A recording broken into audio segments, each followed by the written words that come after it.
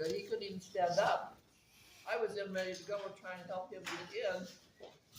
And he was laying face down on the carpet. I says, get up, honey. You know, tried to pull him up. Well, when I had a hold of his hand, trying to pull him up in the shower, I guess the door closed on my hand, and I fell backwards and conked my head. And he just laid there on the floor. I said, honey, crawl over to the phone so we can call for help, because I couldn't get up. He crawled over to the phone and got the phone. And for him to follow instructions, that's a lot to follow. I got the phone, called Teresa, panicking. I called her 3 times, ruined her life, her morning as well as mine. And I thought, she can't pick me up, they can't pick me up, I gotta have more help. So then I called 911 and I said, honey, get dressed or open the door so they could get in the house.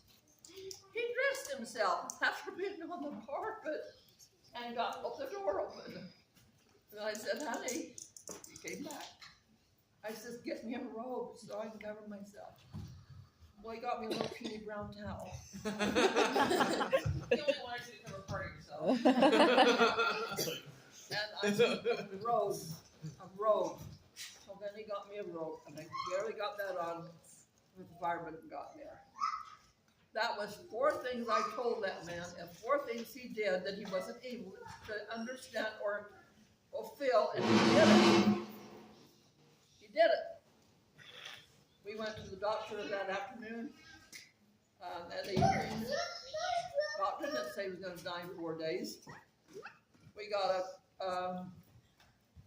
got a hospital bed, a long one. Thank goodness they had a long one. So we put him in a hospital bed because he kept falling out. And after you call the volunteer fire department for 3 days, 3 times, they don't come anymore. You've worn out, you're welcome. So we got notified that was it. I says, well, he's sick. Anyway, so that was Tuesday. We got him into a hospital bed in the front room. About the only thing he had after that was a half banana. Dean was his caretaker until Tracy showed up. We got some equipment to slide him a little bit, turn him in the bed, which was hard to do for 2 men that were struggling to move him and change him. He slept a lot.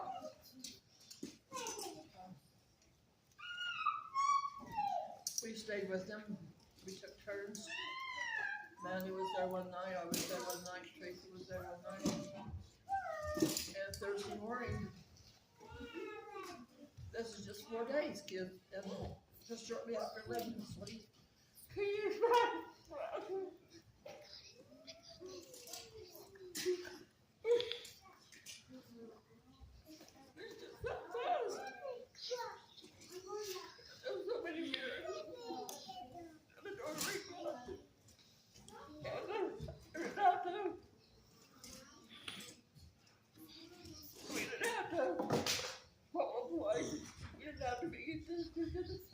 We didn't have to put him in the hospital.